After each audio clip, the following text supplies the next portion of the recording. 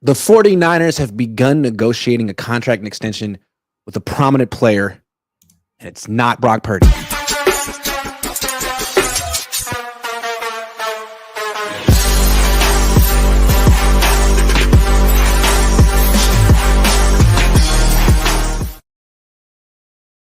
What's up? Good morning. I'm Grant Cohn. That's Tyler LaRocca, and we have breaking news. According to reports, the 49ers have begun negotiating a contract extension with George Kittle. George Kittle, the all-pro tight end, the future Hall of Famer. He apparently is number one on the 49ers to-do list this offseason. What do you think? I mean, I feel like everyone wants this. This is going to be the least controversial move of the offseason for the 49ers. Yeah, I mean, he's a sixth lineman. He's the best tight end in the NFL. Like, he's a Niner for. I think everyone can agree they want him to be a Niner for life. Keep him till the wheels fall off. You know, it's perfect. I think no matter what he gets, whether they make him the highest paid tight end or the whatever, he gets a team friendly deal. Everyone's gonna be like, yeah, it's George. So he deserves it. I think this is kind of like a solid move, like just a more like good job, Niners. You're doing what you need to do, right? I feel like tight ends are a great investment, like really great ones. And this Kittle's a really great one. We've seen around the league, with a couple exceptions, like really great tight ends tend to have longevity and play into their mid to late 30s. Mm-hmm. Travis Kelce is doing it. Antonio Gates did it. Tony Gonzalez did it. Rob Gronkowski didn't, but he was so tall and he was so hard to bring down that really the NFL just took out his knees over and over and over again. And I mean, he could have kept playing. He just didn't want to play without Tom. It's true. He did make a few comebacks, and he was pretty good on the Bucks. Yeah, that's true. But with Kittle, I would imagine like he's not slowing. He hasn't slowed down. And even if he does slow down, you don't have to be super fast to be a tight end. You can still be a good blocker, a good red zone threat, and a guy who moves the chains. I mean, freaking Zach Ertz was a factor for the Commanders this year. And I mean, I think honestly, like, the fact that for whatever reason outside of this year, Kittle is not like one of the isn't the highest targeted player on our team, like kind of helps. It kind of saves his body, which still doesn't make sense to me. Because again, I have always believed for years he's a better tight end than Kelce. He's, in my opinion, he has been the best tight end in the league for years. The difference is that the Chiefs feature Kelce and the Niners don't exactly feature Kittle all the time. If you look at the quarterbacks George Kittle has made look good, like when they target him, like Jimmy, Beathard, even when backups come in, when Trey Lance comes in, they trust. Like every quarterback leans on George. Like even Purdy, when he's struggling, who's he leaning on? George, not Deebo, not CMC, who's always hurt. George, like George is just old reliable. You got to keep. You could argue that George is the biggest mismatch in football. I agree. Who can cover George Kittle? Not even 3 Patriots could cover George Kittle. You can't put a corner on him because he'll just block you off the field and you'll run at him. You can't put a linebacker on him. No linebacker can cover him. Can Budda Baker cover him? It seems like he is the biggest mismatch. Yeah. And the Niners, like I'm looking at his stats right now, he hasn't had 100 targets in a season since 2019, whereas Travis Kelce hasn't had fewer than 100 targets in a season since 2014. It's just the difference of playing for Kyle Shanahan and Andy Reid. Yeah, I mean, I honestly feel like even the Super Bowls would have looked different if they targeted Kittle more. Like, I don't get why Kittle is not our feature guy as opposed to Deebo. Like, you know what's so frustrating about Kittle, or about the way the Niners use Kittle in the playoffs? They don't. Yeah. 12 career games in the playoffs, 33 catches. Like, what?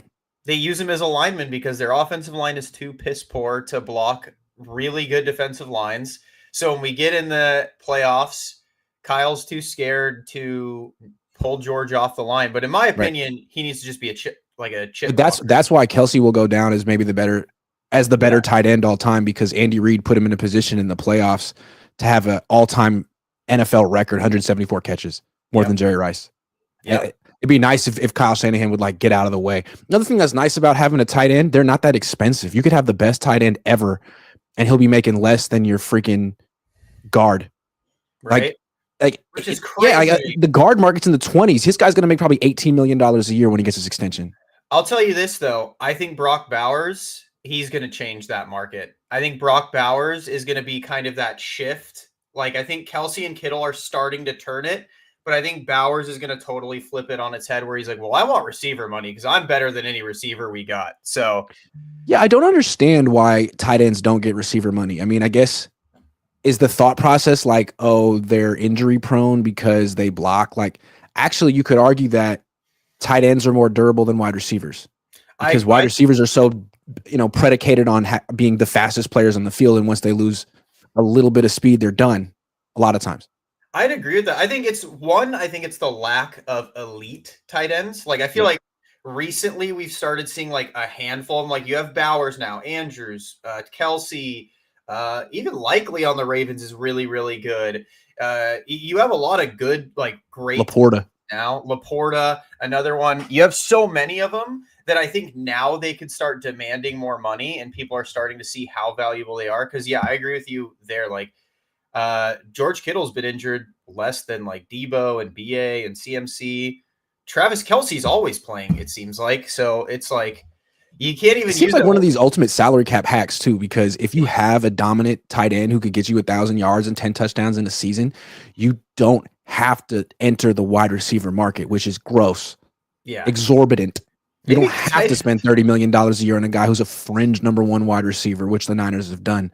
They really like sort of missed the boat on that. But maybe it's okay. the whatchamacallit, the tight ends are just more team players. They're less like flair. Like receivers, they're always like super cocky and brash. Running backs are just there trying to get what they deserve and what they used to get. And then tight ends are just like, George and Travis, they're just there having a good time. Like, if you think about it, George, Travis, Rob, like they're all just life of the party, just there to have a good time. I like this discussion because to me, wide receivers have a very clear-cut personality. I mean, it's almost a cliche. Like they're the divas. They're the ones that want all the attention. They bring attention to themselves. Then tight ends are interesting because they're like half receiver, right? Half offensive lineman, and their personality kind of matches it, right? Like they do call attention to themselves, but at the same time, like they are part of the offensive line group. They are in the different blocking combinations and run plays. They're kind of one of the guys. Yeah, so maybe that's it. Maybe they're just more like, yeah, dude, screw it. Like I'm blocking, I'm catching. I'll do whatever the team needs. You want me to take a pay cut? Sure. Like I don't care. I'm just here to have a good time. Of all the extensions the Niners have given out the last few years, this would be the best one by far. I mean, oh, for sure. Yeah, the quarterback one that's coming up, I have questions. The Nick Bosa one, I mean, I'm not sure he's worth $34 million a year. Ayuk, yikes. McCaffrey, Trent Williams, but this one I think is going to be phenomenal. And it's interesting. I think he's going to end up being cheaper than. Let's say the next one is Fred Warner. He might want an extension too. I think Fred Warner would be even more expensive than Kittle, and I'm not sure that Warner is a better player than Kittle. In fact, I don't think he is. I don't know. What do you think? I think low key, besides Trent Williams, I think Kittle's the best player on the team. I think he's like, I think Fred is great, but I think Kittle's the best player on the team. Full stop. I'm not sure about really. 37-year-old Trent at this point. I don't know. Maybe not any like this second, but Trent when he's like healthy and there, I think Trent's the best left tackle in NFL history. Like I think that dude is incredible. But yeah, I think best on the team is definitely like right now I would say Kittle. Christian's like kind of out of it. BA, you don't know what's going to happen because Purdy threw him a hospital ball. Thank goodness we're extending Purdy though, so we can injure more receivers. So speaking of Brock Purdy, what I think is so interesting about this news, that I mean. The report today is that the 49ers and George Kittle have begun negotiation talks. Mm-hmm. That's good to know. I can't help but notice that we haven't heard that report about the 49ers and Brock Purdy. It's possible they've been negotiating for weeks.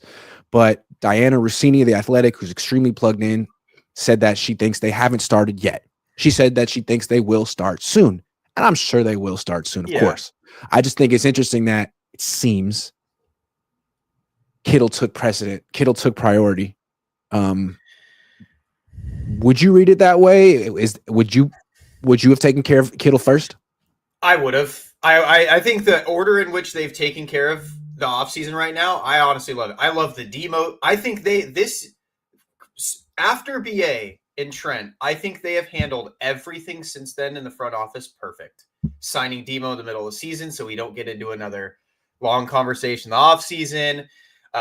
Getting Saleh handled. I know a lot of people hated that they were putting all their eggs in one basket, but I have a feeling they got him. But yeah, I have a feeling they were having a lot of conversations with him, making sure that it was a smart decision to put their eggs in his basket. Getting the special teams coordinator, I think, was a really underrated move. And now handling Kittle, restructuring Fred. I think part of the reason is also, like we just said, Kittle's less expensive. He's a lot cheaper than whatever this negotiation with Purdy is. And I also think the negotiations, in my opinion, what I would do and in my mentality, my negotiations with Brock Purdy would be a lot shorter. Yeah. Like, to me, this is a meritocracy. And you got George Kittle, future Hall of Fame tight end, one of the greatest players in franchise history, coming off one of the greatest careers of his seasons of his career, if not the best. Yep. And absolutely, you talk to him first. You can't put George Kittle on hold and be like, George, we'll get to you, but we gotta talk to our 25-year-old quarterback who's coming off a really down, disappointing year because he's more important than you. Can't do that. And here's the thing, right? If you did do that, George would say, sure, go for it. I understand it. And that's why you talk to George Kittle first. That right there is exactly why you talk to him first and take care of him, because he deserves it, because he takes care of everyone. He's restructured when we've needed him to restructure. He's a sixth offensive lineman. When these tight ends don't want to be that all the time, you take care of George. You take care of George. I'd even take care of Fred before Purdy. I'd take care of George. I'd take care of Fred. I'd take care of all that. I think it's interesting that at the locker room clean out press conference at the end, like after the last game of the season, you remember Purdy said he wants to take care of this as quickly as possible, which sounded like such a noble thing to say, but also kind of seemed like a bit of a nerve. Like, well, yeah, I mean, you're gonna have to negotiate this. And then a couple of days later, John Lynch was asked about that. He's like, "Would you like that too?" And he didn't answer directly. He's like, "Well, these things they're a process." I'm telling you, man. I think, like we've talked about it a couple shows now, in my opinion, if I was John and I was them, this negotiation with Purdy would be very quick. You come at me with 60, like, we are very far away. You have a couple options. You can take a Daniel Jones contract at about 48. You can play out your rookie year and try and prove us wrong to get 60 to 65 if you want to win a Super Bowl, or you could test the market. But here's what I want to ask you from Purdy's perspective. He said a month ago, I want to get this done as soon as possible. Technically, they could have given him an extension. They could have begun the extension talks as soon as the final whistle blew on their season. So the next day, he's like, let's get this done. And I don't know, maybe him and his agent are talking, although it hasn't been reported. Now Purdy's at home and he sees, they're talking to Kittle. I haven't gotten an email. I haven't gotten a call. Has my agent, would you be wondering, like, why are they waiting? I'm ready to go. I think Purdy and his agent know that if they want these to be done quickly, he needs to take less money. I think Purdy knows if he wants $60 million, this is not going to be quick. I don't see the Niners giving him 60 million. I just don't. I can't. What I could see them doing is giving him like a very team-friendly deal that looks like $60 million. Like they can finagle it in a certain way that helps him save face to the public. But when you actually look at the details, it's extremely team friendly. That's all I can see them doing for him. Maybe he'll take that. Maybe you won't. My thing is, I think signing him to $60 million is like trading Luka to the Lakers, man. I think it's a dumb decision. I think it'd be a huge mistake. And I genuinely think you risk your job if you give him $60 million, if you're John and Kyle. Because at that point, you're saying, we think he is a top 5 quarterback in the NFL, and we are hitching our wagons to Purdy. And I do not think that John Lynch or Kyle Shanahan want to risk their careers on Brock Purdy getting $60 million. Do you? I think Kyle's ego is way too big for that. And if they do sign Purdy to this big money and give him all this signing bonus, I just can't see them making another big move. No. If they sign Purdy and give him $300 million, they're probably going to lose Greenlaw. They're probably going to lose Ward, Hufanga. I mean, a lot of depth, a lot of starters. I was actually thinking about this. You know what kind of set me off to I don't think they're going to pay Purdy big money this offseason? Is everyone talking about at the Senior Bowl that the Niners were talking about T. Higgins a lot. Because T. Higgins is going to take money. Like, he's not going to be cheap at all. He's going to be 30-ish million a year. And then you have the entire team Deebo is on a recruitment tour for Max Crosby, Myles Garrett. That's money. And you know John's going to call for them. Like he's not a dumb GM when it comes to splash moves like that. Because the Rams are too. Yeah. And so you have that's 3 massive money players that they're talking about. And then you heard from Fred at the Pro Bowl that Saleh has been talking about Greenlaw and wanting Greenlaw back. So that's more money. So in my opinion, these are kind of all flags for me that the Niners are not that concerned with paying Purdy at least big money this offseason, because they're talking about getting a lot of big money players to come into the franchise, which is Myles Garrett or trading for Crosby or bringing in T. Higgins. Like, if you bring in Myles Garrett and T. Higgins, you have no money to pay Purdy. Also, with Purdy, he has the locker room. Like, he has the support of the locker room, it seems. They all want him to be their quarterback and want him to get paid. But if he holds out or makes this a big thing like Ayuk did, I don't think the team would appreciate him holding them hostage. And I don't think the team would appreciate him saying he's worth $60 million when they've offered him 50. So I think he's in a bit of a precarious position. He is replaceable, even though they're going to offer him a ton of money like he's not. And I think there's a lot of pressure on him to take the first offer the Niners give him, even though the Niners have a history of making substantially bigger second offers in September. I don't think he's going to wait for it.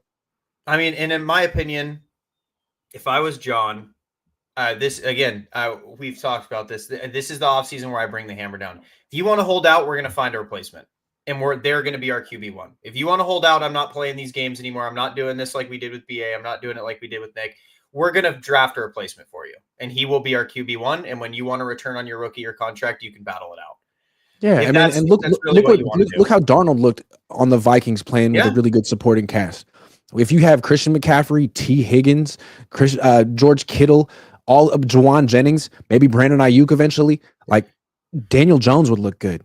Justin Fields would look good. Zach Wilson would look good. Like a lot of guys would, and for a lot cheaper.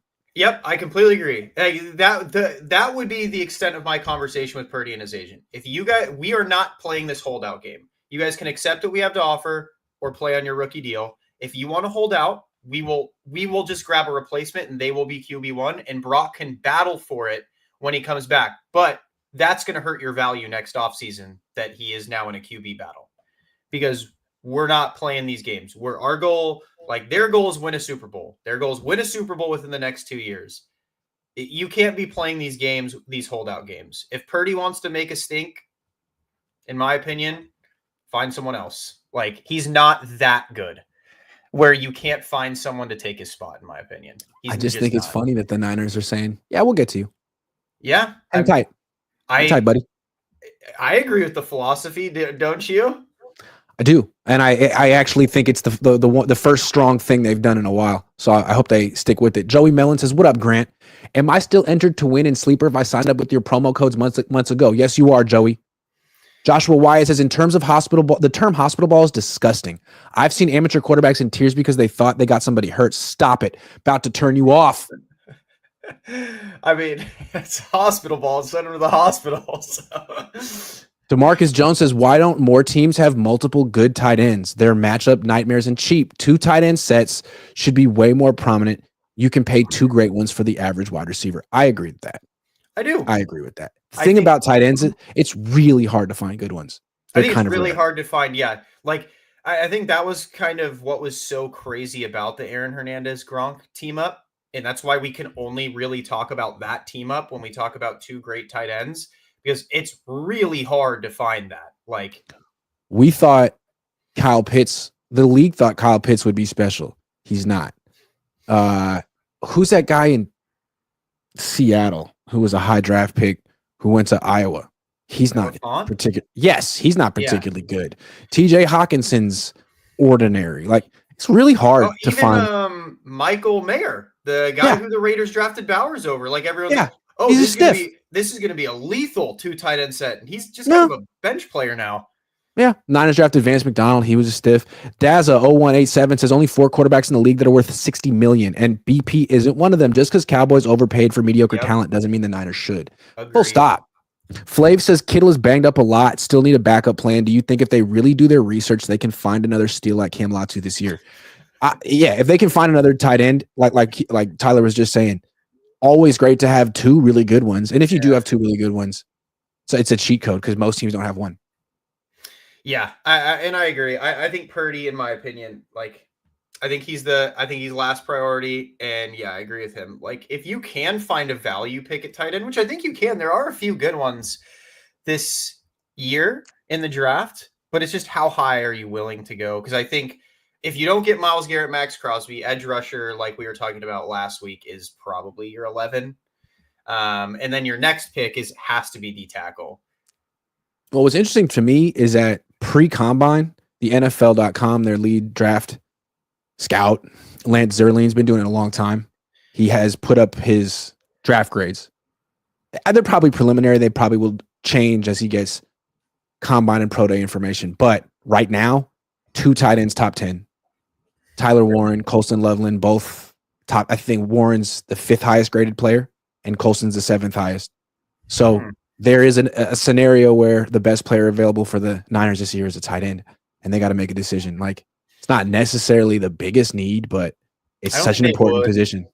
After signing George, I think they probably pass. I think they'll go in like the 3rd round. I think that like they'll try and get the next Cam Latu because you can't pass up an opportunity. All right. Yesterday at the Super Bowl, Deebo Samuel made an appearance. Now, I feel like a lot of Niners players have been making appearances at Radio Row. Deebo did it in the past. Players like getting a little screen time, base time, and promoting themselves. It's fine. Whatever. Kittle's there right now, right? Yes. Yeah. I think Fred Warner too. I don't know. So Deebo showed up, but it wasn't enough to show up. Out of shape. He had to show up and support his friend, A.J. Brown. But it wasn't enough to support his friend, A.J. Brown. He could have had like a little name tag saying, I like A.J. Brown. He's my friend. No. He wore a Kelly Green Eagles jersey with A.J. Brown on it. As if he didn't know that would cause a spectacle. What'd you think? And not only did he show up in a Kelly Green Eagles jersey with A.J. Brown on it, he showed up with a Kelly Green Eagles jersey looking like Trent Williams. Yeah, that's the thing. When you click on the tweet of the picture, you think most of the comments are going to be about the jersey, but the fact is most of the comments, most of them are about what's underneath the jersey, unfortunately. Dude. So not a great look all around. My question is, though, Deebo, I don't know if he's just the smartest guy, but he's definitely not stupid. And I think he knew what the reaction would be for him wearing an Eagles jersey. Do you think that this indicates that he expects to not play for the 49ers next season? Do you think he has played his last game with the Niners? This is a conspiracy of mine, but hear me out. Deebo hears at the Senior Bowl, Niners are talking about T. Higgins a lot. Everyone, like, that was the big surprise out of the Senior Bowl that was, like, making headlines. It was like, wait, why are the Niners talking about T. Higgins so much? Why are the Niners talking about being big players for T. Higgins? And now Deebo's at an Eagles game with an Eagles jersey on, looking like, he just ate all of New Orleans. So New Orleans is tasty. Yeah, they have good food. But all I'm saying is, I don't know, man. Maybe he is pissed, which I would be. I mean, they just restructured his deal, which a lot of people thought, so Deebo's staying. But then you hear at the Senior Bowl, hey, they want this really expensive receiver. They're not letting go of BA. So. But if you wanted to get traded, like instead of going to the Super Bowl wearing another team's jersey when you're out of shape, which is like, you know what, it's fine. It's February. You don't have to be in shape for another 6, 7, 8 months, whatever. But like, if you want to get traded coming off the season you're coming off, wouldn't it be better to like go to some high school field and run around for an hour and take pictures and put it on Instagram and say like the grind doesn't stop? Something like that. It's easy, right? I mean, that's what I would do. Yeah, but Deebo's the one that announced his trade request by being at a club with bottle service that said like trade. Did he announce his trade request yesterday with that? To me, I don't think he's playing on this team. To me, I feel like the Rams and the Niners are doing the same thing. I think this Cooper Kupp made it public. That wouldn't have been public if Cooper Kupp hadn't said it himself. Yeah. He tweeted, the Rams told me. The Niners could have said the same thing to Deebo, and Deebo might not want to make it a big thing. Who knows? I think Deebo knows his stock is a little low. Like, I don't think he can afford to make a huge dramatic spectacle. Like, especially again, if these rumors are true that the Niners are like gonna push for T. Higgins, Deebo can't really afford to be drama, right? Because either A, for whatever reason, the Niners are going to try and make it work with 4 receivers, I guess now, with T, Jawan, BA, and Deebo. Or, yeah, you kind of have to be on your best behavior to try and get a deal to a good team, right? Because I'm sure the Jaguars would take you, but do you want to go to the Jaguars? Oh, my goodness. Oh, my goodness. Tinfoil hat theory. It just came to me. Okay. Deebo could get in shape, work really hard, and then let the Niners trade him to a team of their choice. Or he could kind of not get out of shape for a couple of months, tank his trade value, get released, then get in shape and pick his own freaking team. How about that? Like the Eagles. Yeah, that's right. See, that's genius. Maybe we're totally underestimating Deebo. Maybe he's hardening it, you know? And maybe he's hardening it. Yeah, maybe he had the fat suit on or whatever they said harden that on. Possible, man. It's possible. Yeah, I mean, I could see Deebo being. You saw the Nutty Professor. They have the technology. This can be done.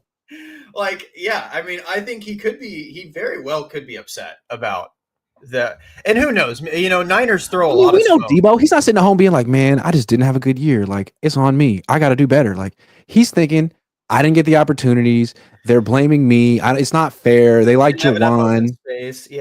Yeah, like Kyle, it's him, and I want to go somewhere else. That's the Deebo I know.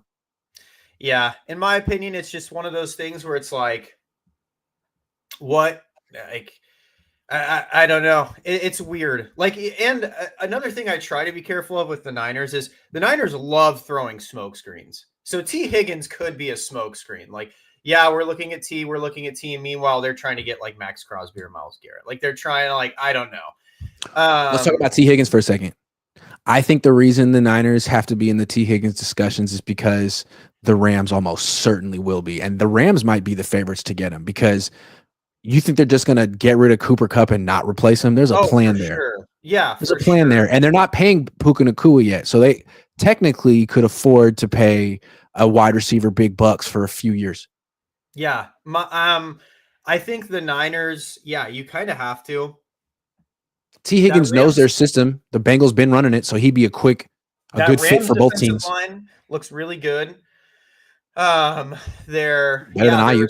Their receivers look like now they need one. So yeah, if you're the Niners, I mean, it's kind of what the Rams do to us. You just go in and try to take out their Achilles heel. It was the same when they grabbed Baker Mayfield over the Niners, so they couldn't grab him when we had those 3 injuries to quarterbacks. True. Great point. And McCaffrey. Remember? Yeah. Jed York said that when he was available, Kyle Shanahan didn't want to trade for him. And Jed said, hey, man, if we don't, the Rams will. Are you cool with that? And that sort of changed the conversation. Mm-hmm. Same thing goes with T. If you don't trade for him or sign him, the Rams probably will. Oh, for sure. I mean, I think the Bengals are definitely a strong suitor for him, but I think the Rams would be willing to. Bengals are a cheap organization. Yeah, there's a reason they haven't signed him yet. I think they haven't signed Chase yet either. I think the Rams would saddle up and they'd be like, okay, we'll give you 30. But I also think that's kind of the problem with the Niners is you'd have to go in fast because I think the Rams can pay more. They can afford more than we can for T. Higgins. We can't afford to give him like, well, if the Rams came in, we'll give you 35. Niners can't match that. So if you're the Niners, in my opinion, you have to move fast if you're going to move on T. Like who are the Rams committed to financially long-term on their team? I don't think anyone right now, right? I mean, how many more years is Stafford under contract? They're getting rid of Kupp. Puka hasn't gotten paid yet. Havenstein's older. They paid a couple guys in their offensive line, but not their running backs. Their defensive line's all young. I mean, they're only Stafford. They have a lot of flexibility, whereas the Niners have like 8 or 9 guys who they're deeply indebted to. Which brings me to another topic. The NFL is weird with the way salary cap is structured and dead cap, and it creates a lot of cap is a myth. It's weird, but it does create a lot of financial disincentive to get rid of guys who need to get cut. Mm-hmm. And right now, I think everyone agrees, like, hey, man, it's probably time to get rid of Deebo, but it's tricky because of the salary cap. Mm-hmm. If the salary cap were not a factor, which players should the 49ers get rid of this offseason? Deebo. Deebo's one. I completely agree. 100% one. Starts with Deebo. I hate to say it personally, but I'd get rid of Christian McCaffrey. But if I could cut that contract off our books, I would cut that contract off our books. No penalty. Yeah. Yeah. I get rid of it. I think the super lucrative contract for the 29-year-old running back coming off a major injury season. Yeah. I think he is great when he's healthy, but it's just, I think I get the contract, the extension. It was a thank you. Like it was a, you deserve this, but I'd cut that. It was a wedding gift. Yeah. And then Guess two. The fullback. Is Juszczyk even that much? I'd cut him even with the dead cap. Fair enough. Fair enough. How about this one's? So this guy. Okay, yeah. How about this one? The left tackle, Trent Williams. No, you don't have enough. You don't have anyone to replace him. Our line is so bad. We couldn't. Yeah, but the thing about him is you're paying him all this money, and even if you have him, you might not have him. He could be a mirage. It's like he's there week 1. Is he there week 2? How many games of Trent Williams are you going to get? And if you only get 8, if you only get 10, that means you need another starting left tackle on your team for 7, 8, 9, 10 games, and you don't have that player. So it's a little bit of a time bomb. Yeah, it is definitely. And he's expensive for sure. But the issue is the reason he can command that money is because we don't have anything. Like, even like say we do get a replacement for Trent and we cut him, we still have to worry about everyone else besides Purdy. Let me make it another case here. Look, great player, future Hall of Famer, one of the greatest Niners of all time. But the Niners need to get back. They need to get younger, and they need to change their culture, a culture that like practices every day. This is a guy who practices once a week, maybe misses multiple games a season. I think they need to stop making allowances for older, expensive players. And they need to say, you know what? Sorry, but for the best interest of the organization, we're going to get someone younger, cheaper, more available to practice, even though you're so great. Just have a lot of players like that. And I get that with Trent. Like, I don't like that he's never at training camp. But I also feel like this year, I think he will be there. I don't think Kyle's going. I don't think Kyle and John are going to allow those same allowances. Dude, if he skips training camp to golf, that's a huge problem. Yeah. You need to be there. I don't need to act like you want to play football.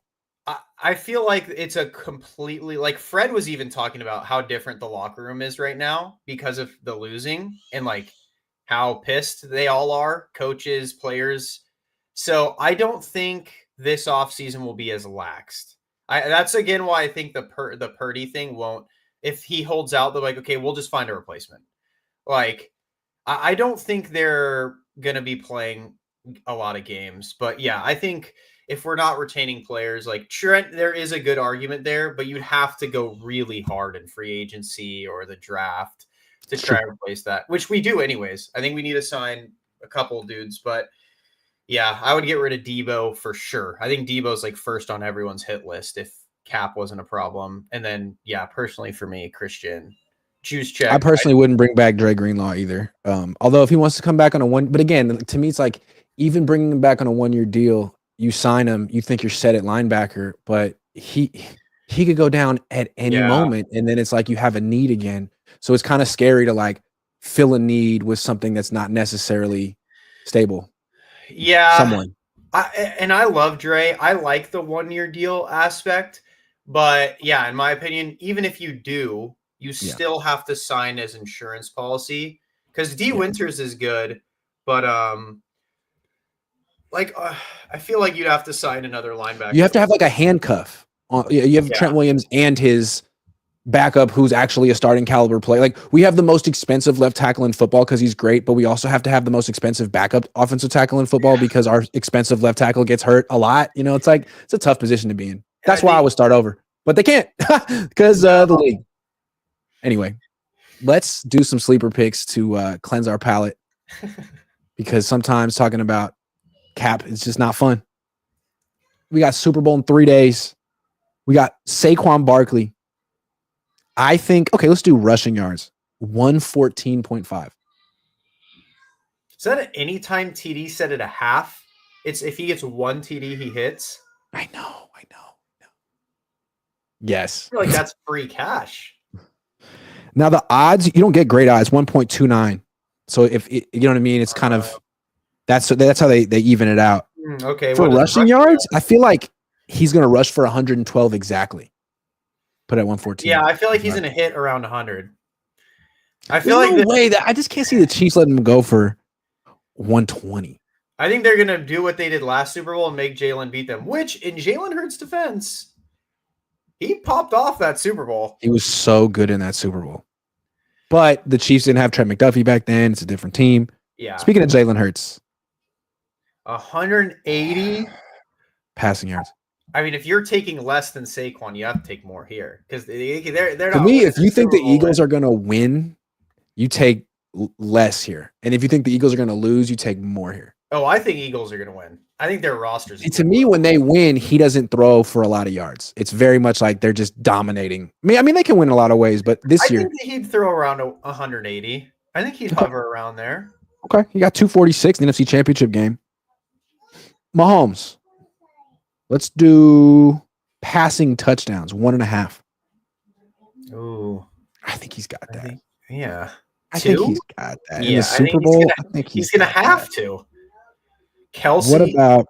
They wouldn't let us. It said what about yards? They let us do yards, 63.5 for Kelsey, or they can do receptions, 6.5. Oof. Kelsey's so hard because this season they have either not used him at all or force fed him. There's no in between. I feel like he got 2 freaking catches in the AFC Championship game. I think Worthy's starting to assert himself. Remember last year in the Super Bowl when things started going bad and he pushed his coach, his 70-year-old coach, and then he started getting the ball. So I mean, you have to take the more. He might push the 70-year-old coach. That's true. He'll beat up his coach if he doesn't get the reception. 6.5? 6.5 though? Oh, that's a lot. He got it against Houston and Pittsburgh. I don't know, man. Let's give it to him because he's gonna push an old man. AJ Brown. He might push Jalen Hurts. Receiving yard receptions. How about receptions? 5.5. I feel like they give him targets just to keep him from crying. Yeah, they do. But I wish that said targets and not receptions. Because a lot of his targets are 50-50 balls where they're like, oh, yeah, give him a shot. But actually, no. I will say, yeah. I'll say he'll get more than – I think he'll get 6, sure. All right, those are the picks. Those submit in the entry. Download the app. Use promo code Cohn. It's on your screen, COHN, and get entered to win a signed George Kittle jersey. Right here. Giving it away in the next couple weeks. George Kittle going to get an extension. I'm going to wait for that news to give this away. So there's maximum Kittle intrigue. But he signed it, and he's going to be here for a while, most likely. Okay. Speaking of future Hall of Famers the Niners have or could have, Myles Garrett requested a trade, wants out of Cleveland. Been 8 years. He tried really hard. He's 29 years old. He's going to turn 30 soon. Probably would take a couple first-round picks to get him. We think is worth it. My thing for Myles Garrett is I get his age. I get he has a little bit of an injury history, but he plays every position on the line. He plays left. He plays on the right. He plays nose tackle. He plays everything. He can play every position on the line. In my opinion, this is the perfect player for Saleh and the Niners. If someone goes down, Myles Garrett can fill the hole. So, yes, you'd still need to sign people or draft people, which would be hard. But in my opinion, if for the 11th pick in the draft, I can pick Myles Garrett, I'm picking Myles Garrett. That's kind of and you can still – there's still all the rest of your draft picks in rounds 2 through 7, and you can trade down and get more picks. You can always do that. Plus, I mean, John sucks in the first round. That's what I wanted to say. Like, who cares? Like you have the 11th pick, you are absolutely capable of drafting someone who's terrible. Yeah. You've done it before. We've done it more often. We've done it before. I mean, instead of wasting that, and even if you hit on that pick, he's not going to be as good as Myles Garrett. He won't be. Unless you get Abdul Carter somehow. Yeah. I mean, even Abdul Carter, Myles Garrett's the best edge rusher I've seen come out of college football in a very, very long time. He's So definitely with John Bosa, but yeah. I mean, if his career ended today, he'd be a Hall of Famer in my opinion. I mean, he's been a first team All Pro four times in his 20s, in 4 of the last 5 years. My biggest thing with him that the Niners need so badly is he is the king of consistency. He is always getting it done. No matter how bad the Browns are, you go down his stat sheet and it's like constantly 15 to 18 sacks. He's getting his tackles. He's getting his pressures. He's getting his hurries. Like, he is always getting his, which you like. Yes, Nick, he has excuses to be made for him. He is not even close to as consistent as Myles Garrett. Yeah, what are Nick's excuses? That he doesn't have a ton of talent around him on his defensive line? Does Garrett? Yeah, exactly. You know? So, I don't know. It just seems like if you don't get him again, like we were talking about with T. Higgins, if you don't get Myles Garrett, are you cool with the Lions getting him or the Commanders getting him? Because those teams will be interested. Yeah, in my opinion, and again, I would be cool if their asking price, because the Browns have reportedly not want to trade him. If their asking price 2 firsts, 2 seconds, I would be cool if John was like, yeah, bro, I'm not doing all that. But if it's if I see someone get him for a first and a third, I would be pissed. I'd be like, we really couldn't offer that. So yes, I would offer. And it puts a lot of pressure on the player the Niners draft the 11th pick. It's like, all right, man, see what you got. Yeah. You're the guy they didn't want to trade, huh? You're the 49ers Jonathan Kuminga, huh? Okay. That's right. Yeah. That's my thing there is depending on the price, definitely have a lid. I don't want to trade 2 firsts, 2 seconds, and a third. That's obviously too much. He's 29. That's too much. If he was 25, then we'd have a different conversation. I'd say trade Nick for him, but yeah, I think you have to, right? Who's better that you can get possibly? Patrick Mahomes. Right. How many players in the NFL are better than Myles Garrett? Few quarterbacks. And I'd push for Max Crosby. Try for him too. Yeah. Throw everything at the wall and see what sticks. Because what you can't do is miss on this first round pick. And at least if you trade it for Max Crosby or Myles Garrett, you're guaranteeing that you're not missing on this first round pick. No one would blame you. If you missed on Trey Lance, you missed on Kinlaw, don't know about Pearsall, can't miss on this. Yeah. Could you imagine they trade for Myles Garrett, right? And they do what? First, third, fifth, the typical. And they get Myles Garrett. And then he just randomly gets hurt. No one would blame John. Oh, what a stupid use of the pick. Some people might, but the heavy majority would be it was Myles Garrett. You kind of had to. You had to make that. But here's another thing I think the Niners could use to negotiate not giving everything is apparently the rumor is he's going to want to sign an extension off of his contract. Yeah, I would imagine. Because just like Trent Williams last year, no guaranteed money left on the deal. I'd like to get a little more cash, please, and security. So I think that's also why the Browns don't necessarily want to trade him, because they know they're going to get stiffed. Because every team's like, bro, I'm not trading you 2 firsts and a second for the right to give Garrett an extension. Hey, all the better news for the 49ers. So if Purdy wants to mess around and not, what they could, or whatever, forget Purdy. What they could do, trade a first and a third for Garrett after extending Kittle, extend Garrett, and go to Purdy and be like, you know what? The funniest thing happened. We had the money. We swear to God. And we were planning to give it to you. But we met Myles Garrett on the way over here, and ipso facto, he has it, and we don't have. Sorry. You know what's hilarious about this too is the amount of Niners players vocally saying, "Let's get Myles Garrett" is also another it's not a slap in the face to Purdy, but it is funny. While he's trying to get paid, they're like, "Get Myles Garrett, please bring him here, bring him here." George is saying Myles come, Fred's saying Myles come. So even if he did come and you can't get paid because that, you can't be mad because your entire team's happy. Your whole team wants this dude on the team. I love it too. When you talk about this idea with fans, they're like, "Nah, man, we don't want Myles Garrett. We need the picks." It's like, But if the Niners were to make this trade, super fan number 1 over here, would be so happy You would buy his jersey. Come on. His profile pic would be Myles Garrett, Nick Bosa, some AI hugging and like holding a Super Bowl trophy. And they'd be like, it's so easy to say don't make the trade when you think they're not going to make the trade. But once it happens, it's like, you know what? Screw it. Dude, this is the best day of my life. If we got Myles Garrett, we automatically have the best defensive line in football. We don't even need a D tackle. You can move. I mean, you'd need to get a couple run pluggers, but you can get those guys, and then boom.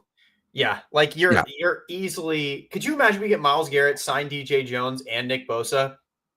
What are you going to do if you're a quarterback? You stare down the barrel, and that's what you see. You're going to throw screens all freaking day. Joseph Ernberg says, trade Purdy and a pick for Myles and start Tanner. I'd rather never start him. You know what? I'm open-minded to Tanner Mordecai. Let me look at Tanner Mordecai's. Trade Purdy and a pick for Myles.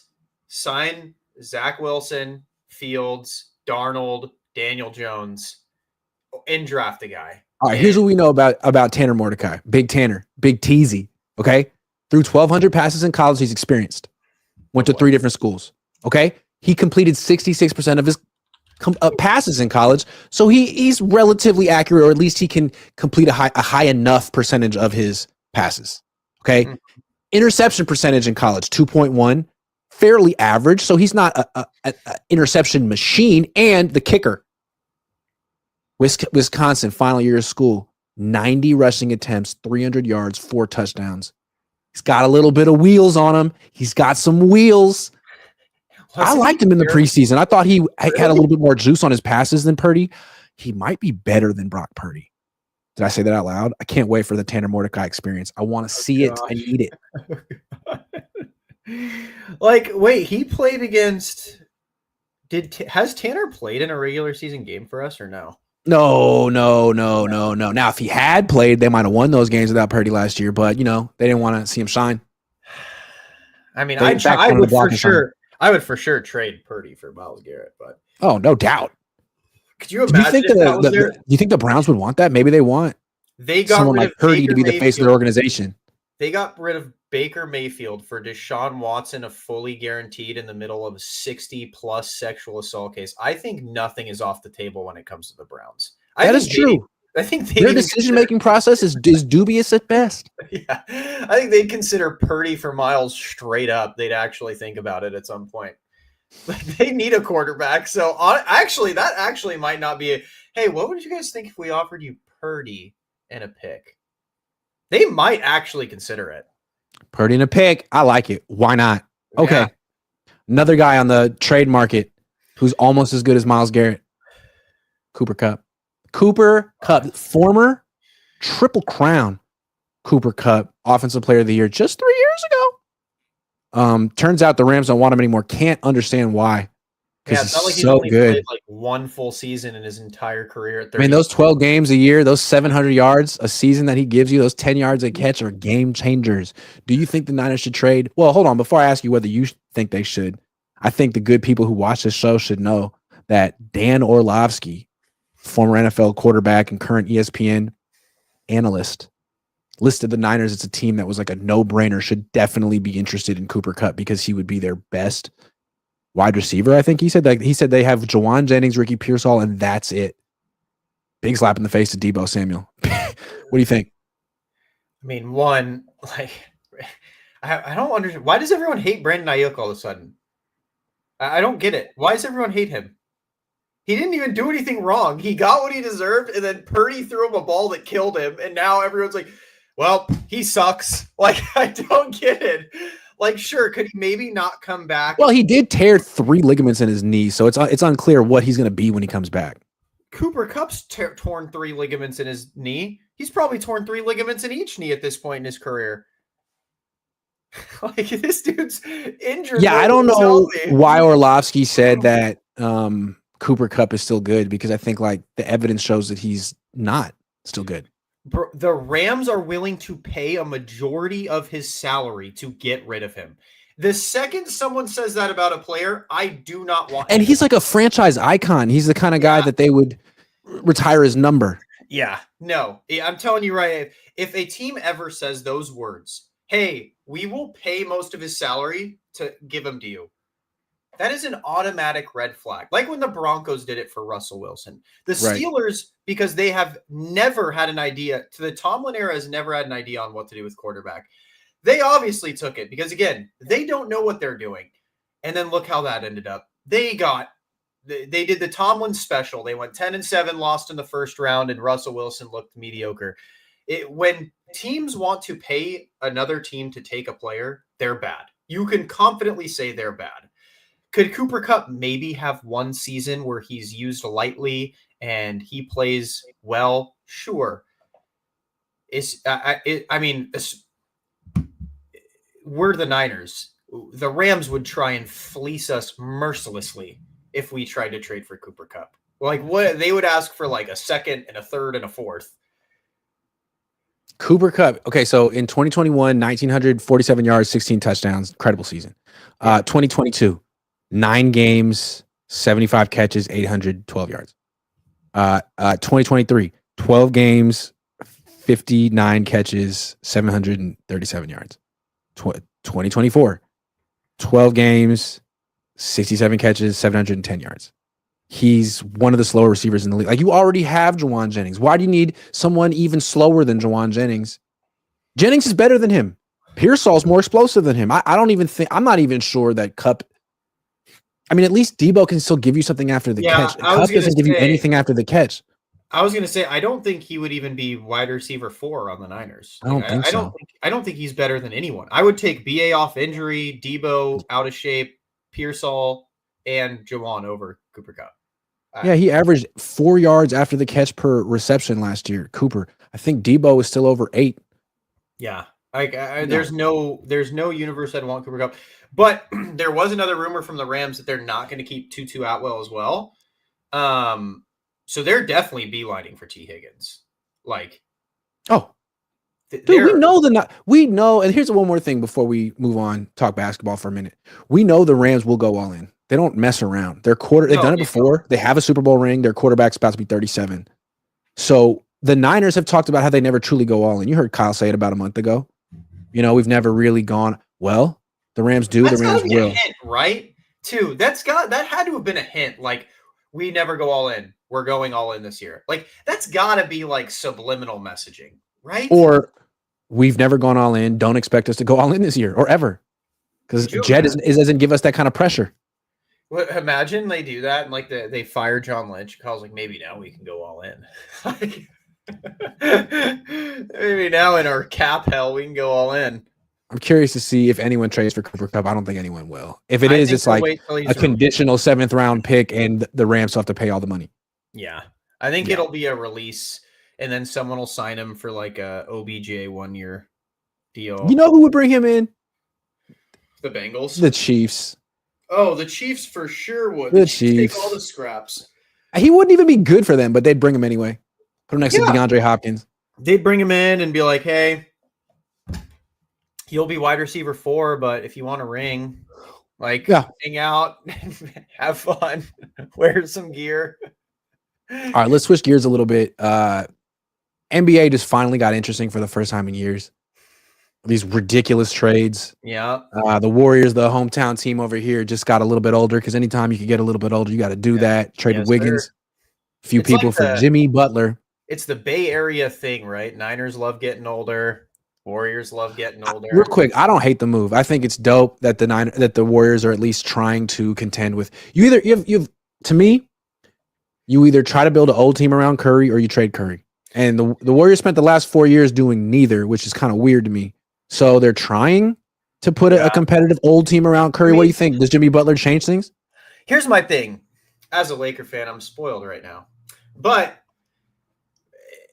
I think the Luka trade genuinely shook the entire NBA so hard, and the Warriors especially so hard, that they were willing to do anything to just get a name. I don't think it mattered who it was. I think they wanted a name. My issue with Jimmy Butler is they got rid of a 29-year-old Jimmy Butler and Andrew Wiggins to get a 35-year-old Jimmy Butler, who is he is a little better. I think he's slightly an upgrade.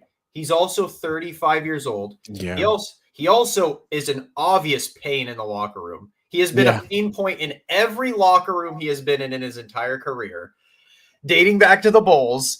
Like, Draymond's already punched one teammate in the face. Like, hey, Jimmy will punch him back. Right? That's what I'm saying. Like, that's why I think he's a great fit. They need someone who will punch Draymond back.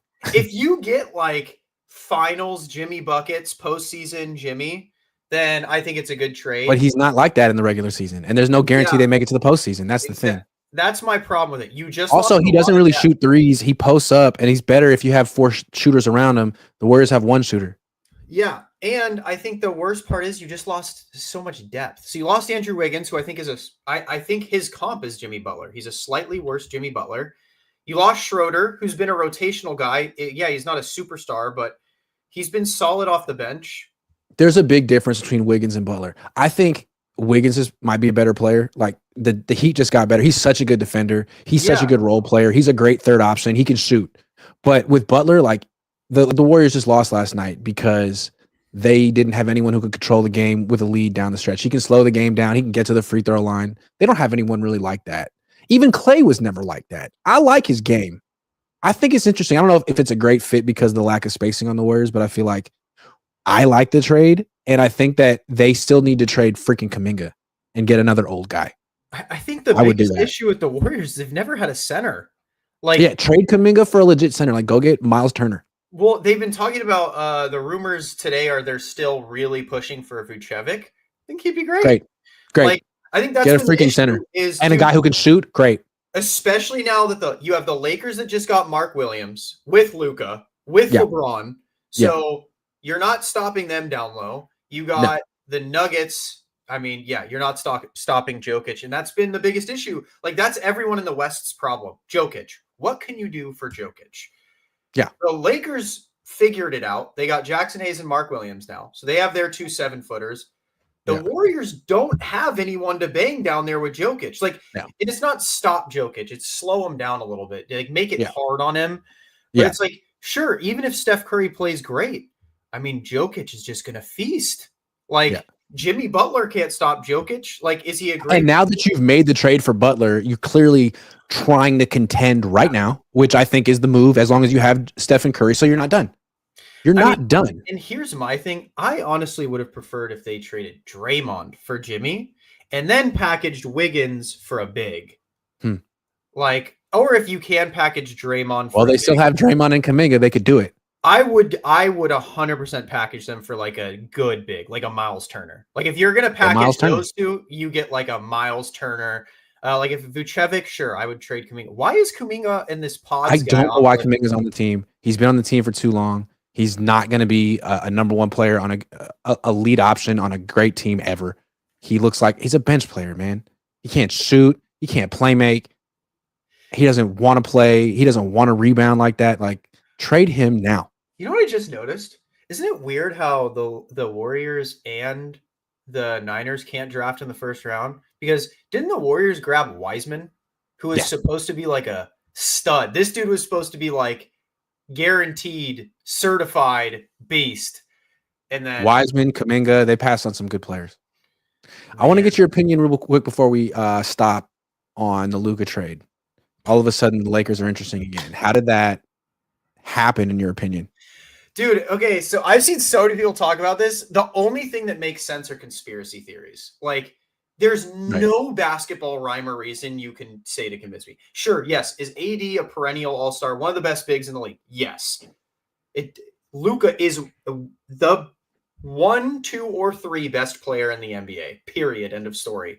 Like, if you could put Jokic out of him, sure. Who else can you put out of him? Nobody. So there's no way you're getting out of this with, look what the Lakers just traded for Mark Williams. They traded Connect, and then they traded 2 firsts. The Mavs couldn't even get 2 firsts out of us. So it has to be some sort of conspiracy. I'm also not convinced about the conditioning thing.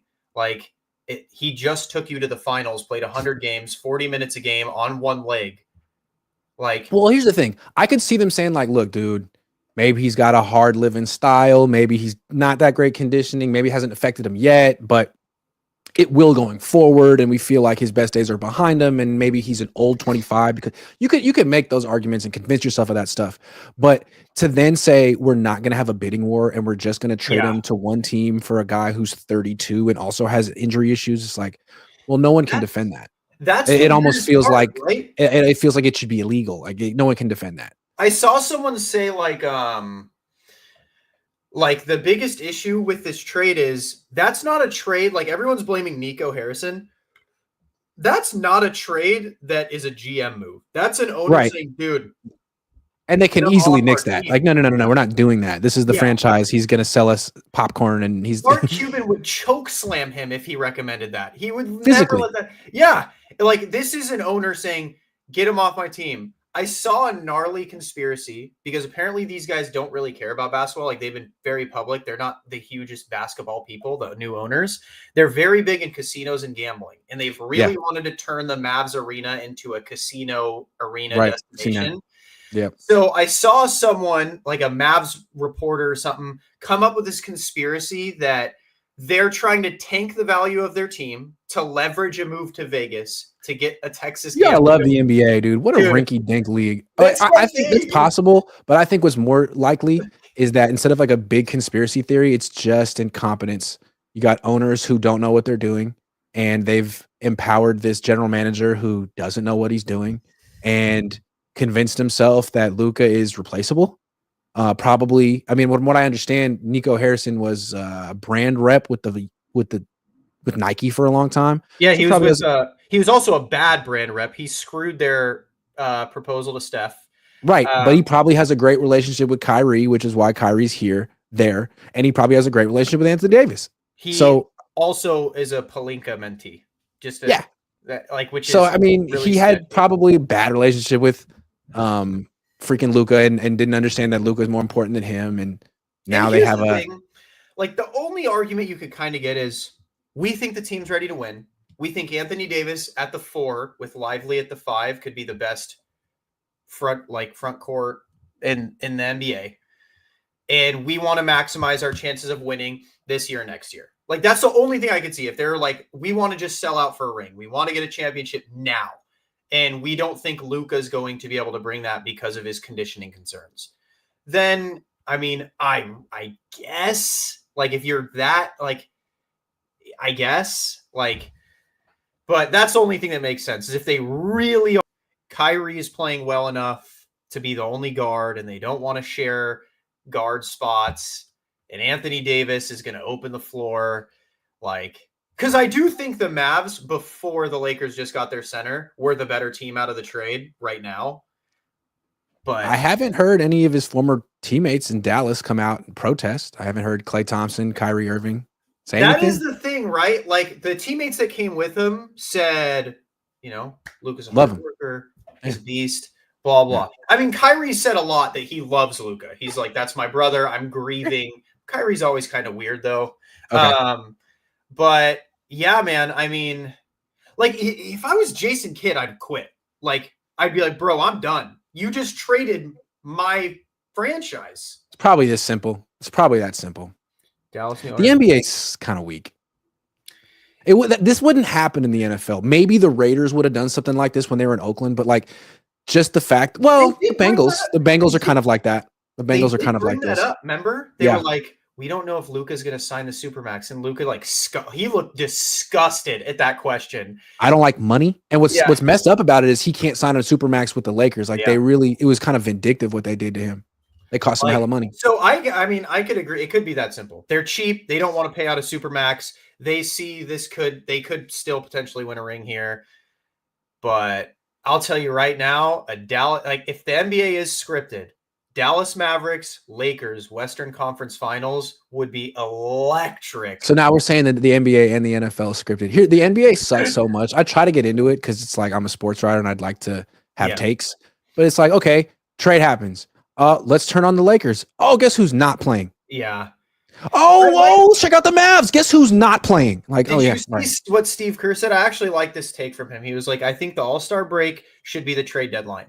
That way players don't find out in the middle of games. You have a week, 2 weeks, whatever, to get players acclimated, and then you can see them. Like, you could see Luka play. Like, the only one that played was for the Mavs was Max Christie because he's 21 and he can do whatever he wants because he's so young and his body's just going to be like, yeah, I'm good to go. Yeah. Like, but they couldn't see Anthony Davis yet, can't see Luka yet, which, dude, I've been dying to see Luka. Like, I've been dying to see him play, which is in like, when's Jimmy going to play? You know? Right. That's another guy who's like, he hasn't played very much this year. It's like, okay. So that Wiggins couldn't play the other day. Didn't they lose the other day to the Jazz? Yeah, last night they were up 10 with 4 minutes left or 3 minutes left and lost. They could have used Wiggins and Schroeder and everyone they got rid of, but they can't because they had to trade him prior to the game, which means Wiggins wasn't going to play, but they couldn't get Jimmy Butler in their building so that he couldn't help them. And they're give away a game to the worst, to a team that's tanking. A team that's tanking. Yeah. So, like, that's the problem with NBA trades is while, like, they're exciting, they're also anticlimactic because it's like, oh, great, my team that's in a playoff race right now is losing a couple games for free because we lost our players and didn't gain the one we want back.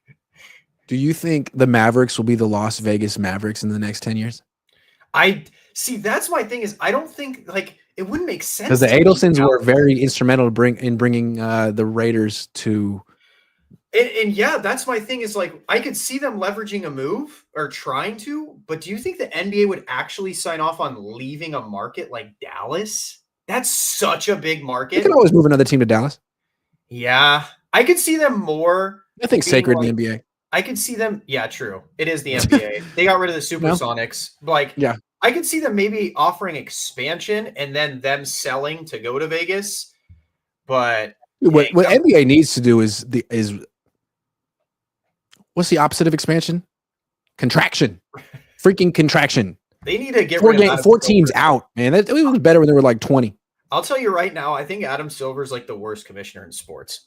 Like, I genuinely think he is the worst. He has no backbone. He lets players walk over him. He lets owners like, that's what I like about Goodell. Like, he is like not a nice dude and people hate him, but look at how profitable and exciting the NFL is. Like, he is compared to the nonsense NBA. Yeah, dude. Like, could you imagine the NFL was ran like that, where you had like players load managing and, you know, you had all this garbage going on where like owners are like Chiefs trade. But I mean, they're going that direction. They're going to have an 18-game regular season. You're getting in dangerous NBA territory where it's like we got way too many games that aren't that interesting. You need at least 2 buys. You need. Yeah. I liked 16. There's going to be load managing in the NFL if they do that. You have to. Anyway, Tyler, great stuff. Thanks as always. Yeah, great stuff. We have a couple more. BA won't be ready to play till Christmas. His knee is inside out. Done, says Joseph Ernberg. I hope it's not. I'm pulling for BA. He's young, man. He's young. He's all right. Tyler, great stuff. We'll do it again soon. Yep. Thanks for watching, everyone. Thanks, everybody.